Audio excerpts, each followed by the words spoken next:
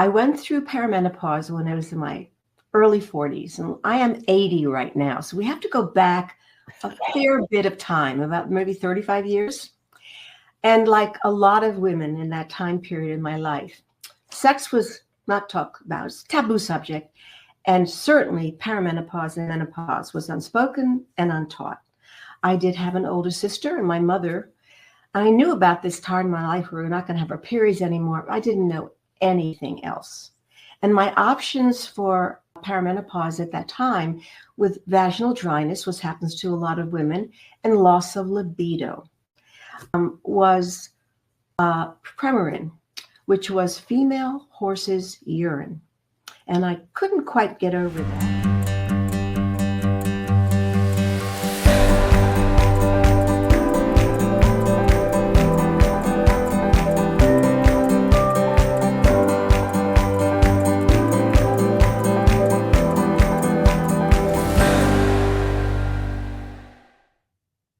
Carol Remz is the author of Best Sex Ever After Menopause. Her book is a combination of research and encouragement for women of all ages. It's about cultivating the wisdom and enjoyment of our bodies, regardless of age. And by the way, I don't think I mentioned this, but Carol is a healthy and vibrant 80 years old. Please welcome her to Bump in the Road. Carol, welcome to Bump in the Road. If you would, tell us your story. Thank you first, Pat, for having me on this podcast. I went through perimenopause when I was in my early 40s, and I am 80 right now. So we have to go back a fair bit of time, about maybe 35 years. And like a lot of women in that time period in my life, sex was not talked about, it's a taboo subject. And certainly perimenopause and menopause was unspoken and untaught. I did have an older sister and my mother.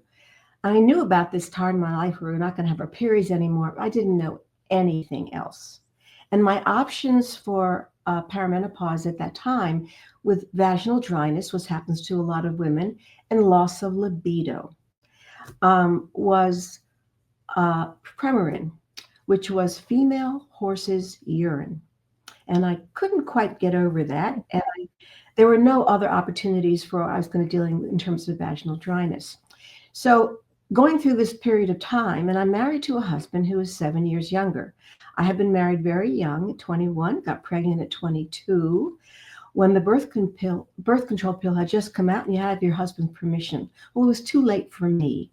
So I now am looking forward to having my son turning 58 on August 9th. So I was a very young woman, very naive, and now with a child. And so I got through that period. I did get divorced, a wonderful man, but when I came to realize who I was at 36, I wasn't happy. And so I remarried. Larry's 7 years younger, and he's a very lusty, loving, wonderful person. And he wasn't very happy with my attitude, which was very cavalier. Come on, deal with it. This is what happens to women when they go through menopause. That was not acceptable to him. And I know I had to do something. So I started sort of how can I change this? Well, one of the things that happened, and I think that there's a serendipitous things that happened. Serendipity, I love this. Serendipitous things, that events that happen to us in our life, which I've heard so many of your guests speak about. The universe is speaking to us and giving us things in our path. They're going to teach us or put us in a certain direction. When I was 60, my face was very flush and I didn't know what it was. And I went to my dermatologist and he said, well, you've got rosacea and it's incurable. And I went, well, that's not going to be any fun for me. And I've always liked to wear makeup. So I did a Google search. I'm not sure we had Google back then, to be honest with you, because I forget these things at my age. But I did research and I found a makeup that was acceptable for people who have rosacea. And it had a funny ingredient in it called sea buckthorn. I had no idea what that was. And I did look into it. And it turned out actually it has many names.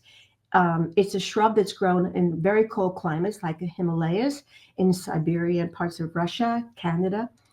And it's been used medicinally for thousands of years, which is not unusual. We have many, many plants, trees that help us medically.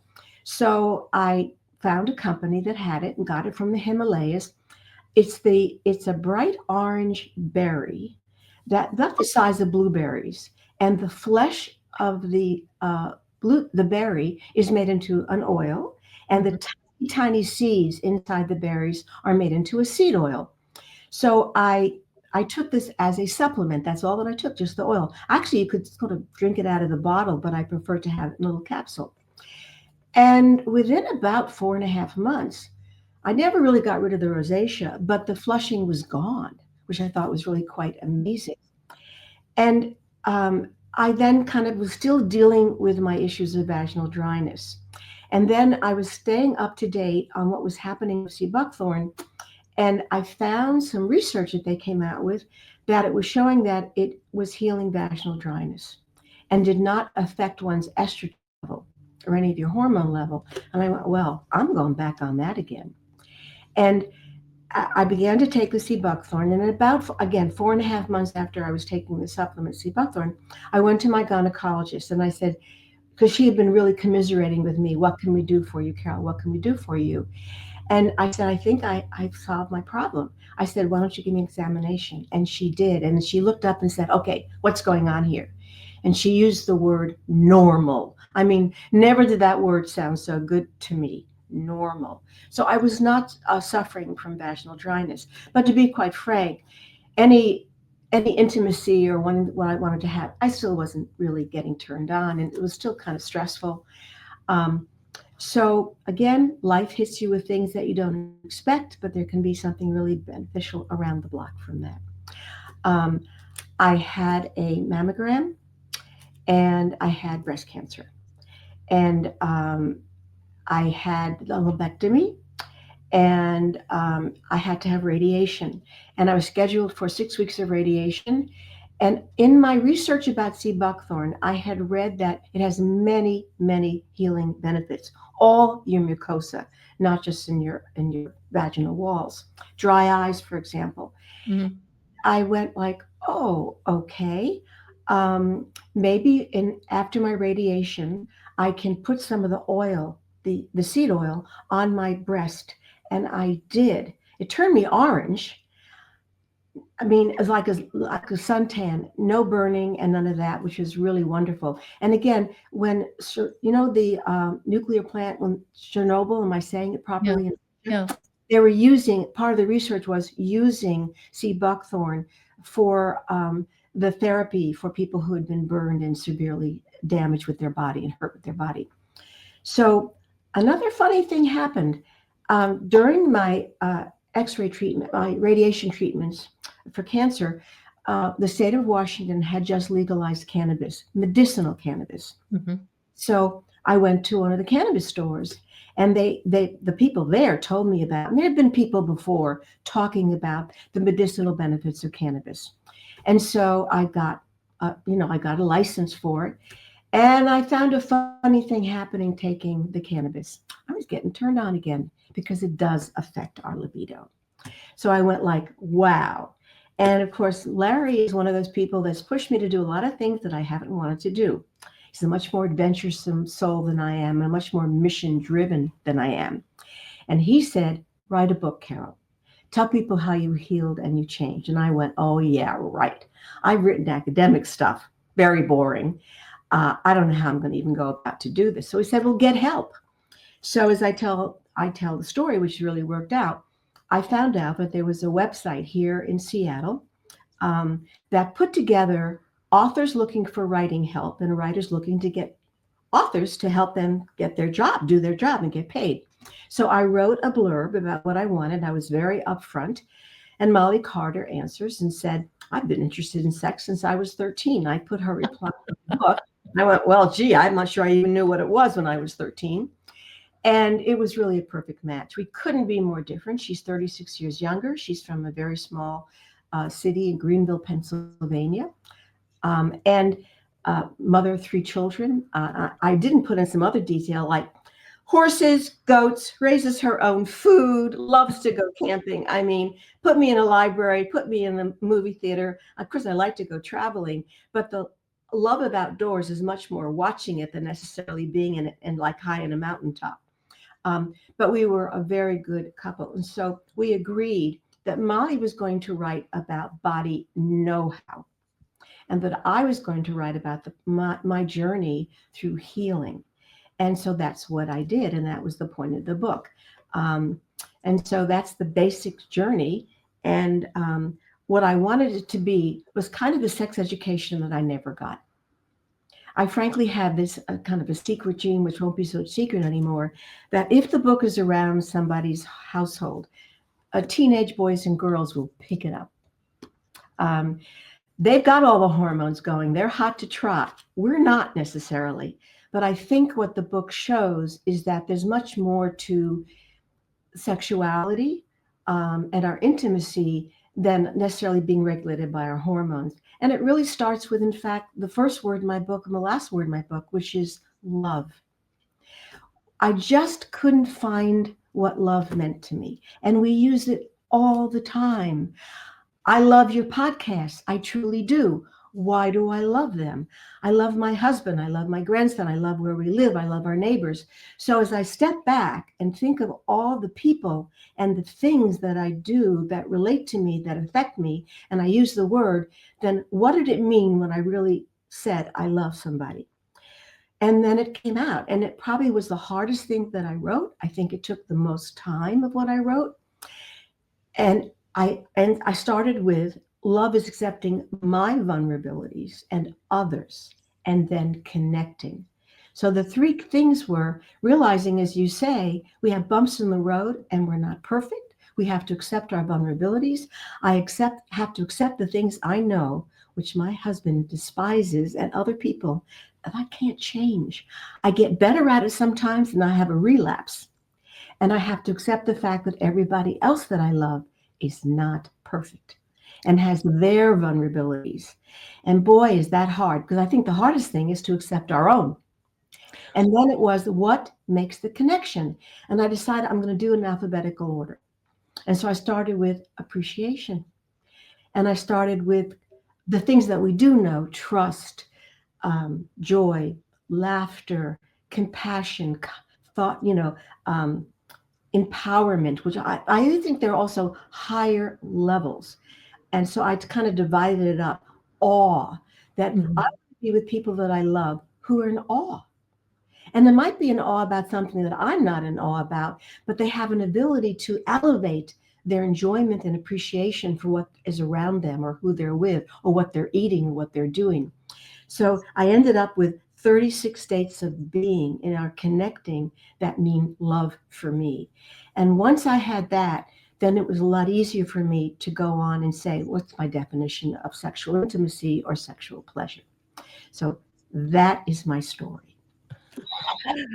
Well, your book is fantastic. It's terrific. One of the things I really enjoyed about your book was all the research that you did.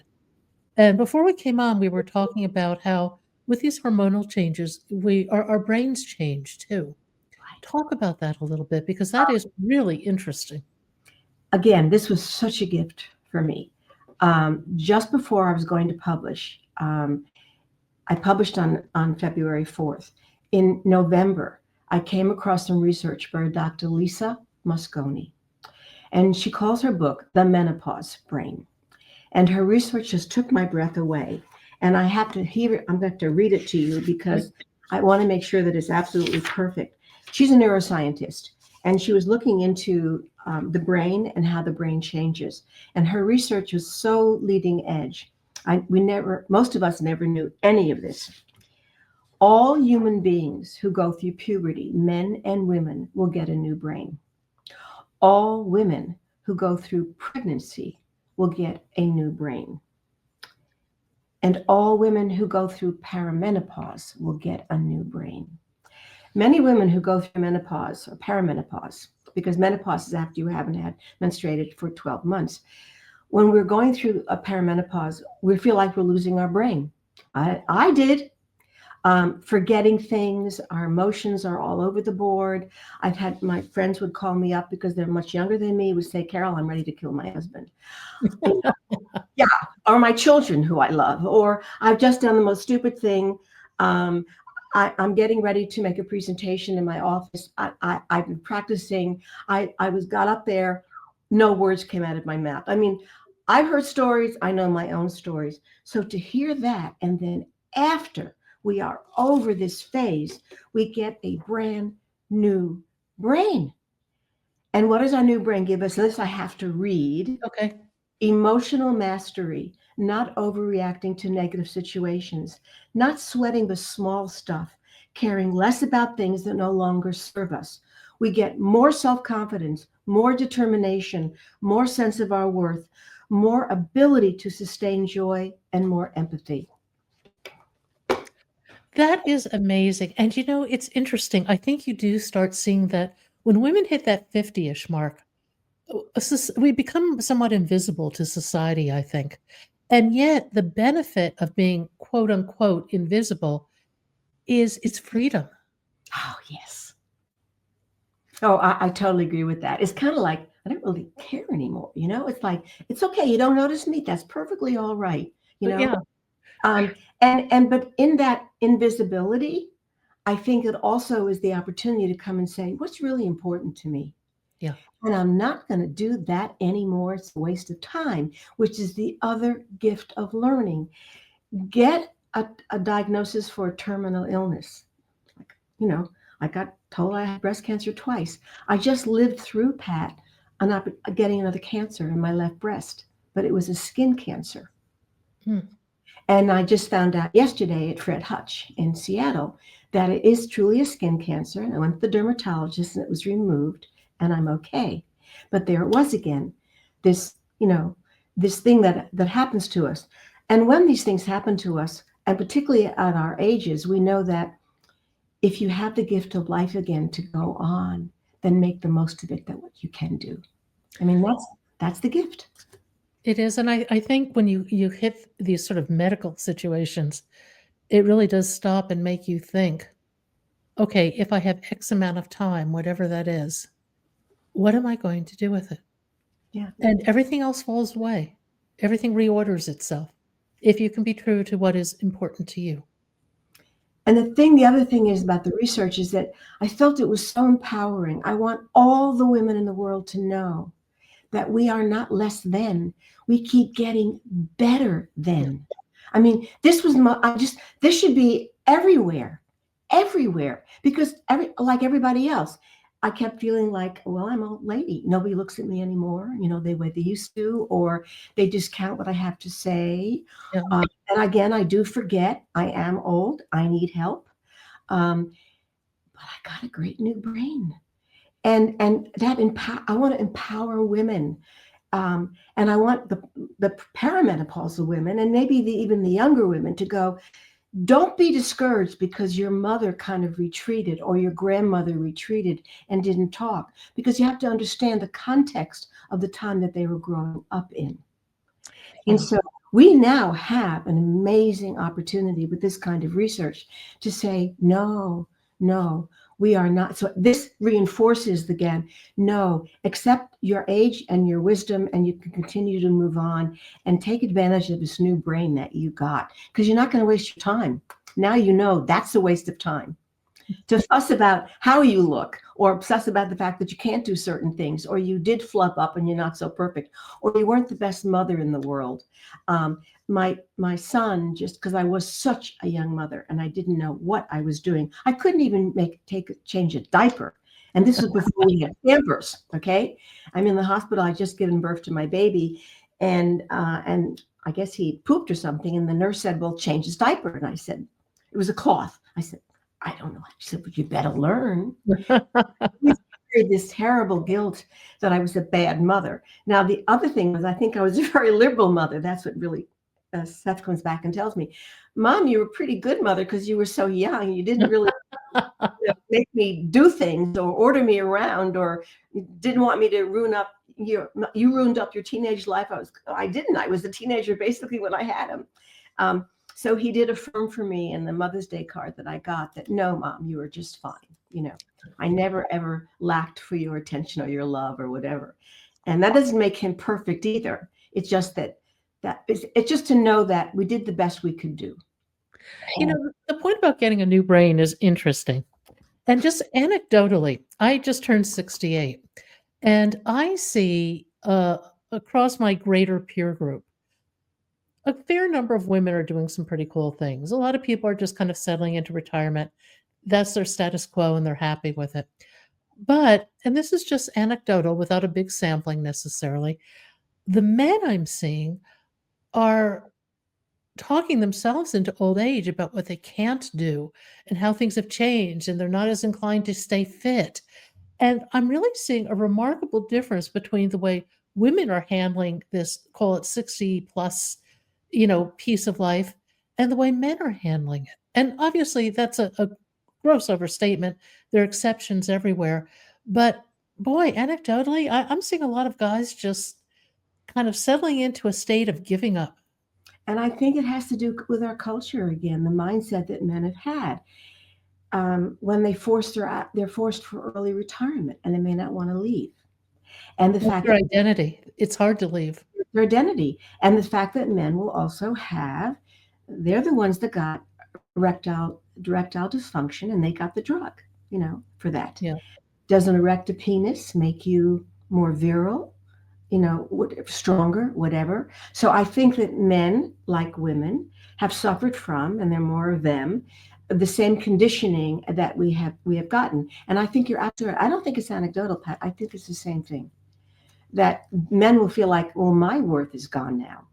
If And I women are just discovering theirs in some cases. exactly because we've been freed now. Our children are grown, hopefully, Mhm. uh, and we've gotten to that point. And again, we've gotten to that point in our life with so much awareness because we've gotten through raising children or watching our friends raise children, through our own careers.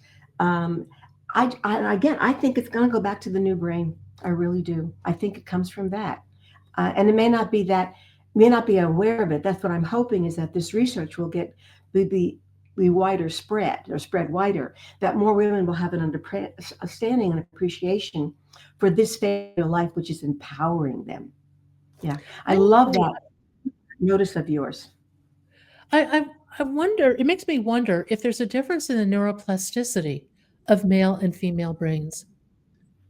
Mm, I don't I know don't about know. that. Yeah. I'm going to get. Here's what I believe. With the only research that I've come, and you have to check me out.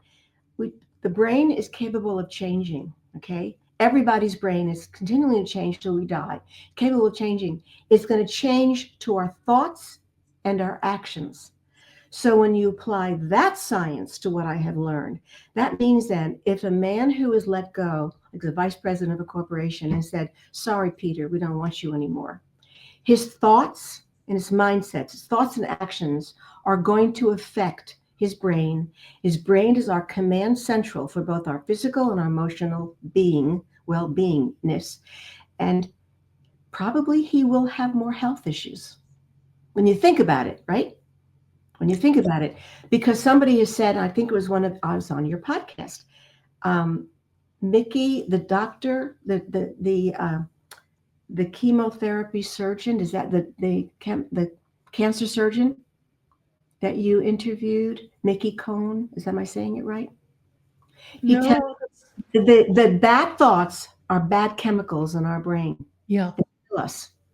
So if a man who's going through aging has been downsized, he has prostate issues, whatever it is, health issues, going to get into a mindset of feeding himself, I'm over the hill, I was just let go, I don't have my corporate status anymore, I can't do the things I used to do, and keeps feeding his mind with these are negative chemicals, is going to be deteriorating his health. Yeah, I have found that, out of strictly out of selfish self-preservation, I try to keep those people really at arm's length or away from me because I don't want that vibe in my life. I agree. We have to, many people will tell you, I think we will assess, I think, our friendships in different phases in our life. And I think particularly when we get to be seniors, I know that's been a big issue for me. Um, I have found myself enjoy being around women who are much younger than I am. When I find a woman who I really look up to, I'm finding she's 90 and 98 and 95. And then I go, oh, amazing for me because these are women who are inspirations for me. When I find women who are my age or even younger, and all they really want to do is talk about their grandchildren, which could be offensive to somebody who's never had grandchildren, or their children, somebody who's never had necessarily a happy marriage, but has had a really good life. I say, I don't want to do that. I want to have my life, and I want to learn from other people's life to keep giving me wonderful experiences and making life fun and joyful and learning. So I think you're absolutely right. I don't want to have those people around. And that's why I try to keep my news consumption down and try to do, which I've heard your people say on the podcast, meditate, Yeah. prayers of gratitude, um, going out in nature, rediscovering your love of music or being a painter or artistry or doing things you've never done before and taking the risk because why not? How much more time do you have left? You might as well try it, you Yeah, know? and you really have nothing to lose. If somebody doesn't like something, who cares? Yeah, exactly. Totally. It's a day by day, you know? I was so excited to get up and, but I was getting frustrated too because we weren't sure we could set up everything. And then I went, no, it's not going to matter. I've seen Pat do all the other podcasts. It's not going to matter. It's not that important, you know? No, it's very interesting to watch what you once thought was important really just doesn't matter at all, and it all falls away. And as it falls away, you have a choice. You can cling to it, and you're clinging to something that may not be working for you anymore, or you can move ahead. And moving ahead can be scary. It's daunting, but it's also I see it as an adventure. Change is reality. It's when you try to ignore change that you're setting yourself up for a potentially cataclysmic fall. Yeah. Loss is inevitable Yes. and change every day. Change. Because, you could be driving one day and everything is great and perfect, and then boom, you know. So, yeah. And I think the thing that I find most powerful about most of the podcasts I've listened of yours is how we deal with the loss. It has been just amazing to me the way people deal with loss and the wisdom that comes from navigating those sorts of experiences. Because I think we have so much to learn from each other's experiences. I Yeah. think life is really, if I were to try to define life, I think part of it is experiencing things and finding the wisdom in them. It's not about stuff, it's not about titles or cars or anything like that, but it's about the experiences that you have and the meaning you bring to them. And we have such choice in the meaning we bring to things. I mean, I'm astonished by how people find such deep meaning in grief. And for some of my guests, it has turned their lives in a totally different direction, mostly to help other people deal with their grief. That's been for me, again, the last time I listened to coming home from Seattle yesterday, going back to Bremerton where I live, was the podcast, the woman who, her name, I'm sorry, Oh, Lee's to hear. right, Elisa Yeah. said the thing that was most horrible for her was losing her brother. Yeah. And, or, some of my friends and neighbors losing a child. And for me, I had a wonderful older, my big sister, 3.5 years older than me, just, I felt the same way. And she died of cancer at 4.5 months, and she was 80. And so, that's again grief, and that's a very different kind of. Everybody again has a different grief. So when we have, so to me again, when somebody's in touch with their grief, they probably are most in touch with really the essence of life. I think so too, and The I essence think of that love. I mean, this is the two. Why do we love? If we love something, then also we can't always have the things that we love. I mean, the two most powerful emotions, loss and love, you know, yeah. and then and all that goes in between, which is life, which is, and with the bumps in the road. I mean, there's the beginning and the end. One of the first personal growth workshops I took, I married to a man who's very big on personal growth, and I kind of avoid that stuff. He has an MSW, and so Larry introduced me to taking some personal growth workshops. And I remember one that was very interesting to me and also kind of life changing. The gentleman, the instructor, gets up in the class and says, this is the birth date, and there's a line here, and this is your death date. Now, what are you going to do with that line in between?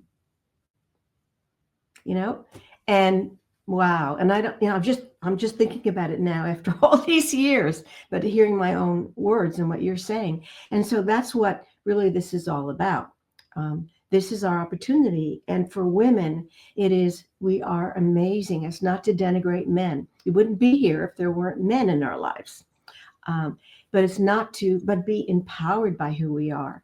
Get in touch with that part of our life and don't pay attention to all the rest of it's just a waste of time, because we have been graced with, however it happened, that we got this amazing new brain, and to maximize it.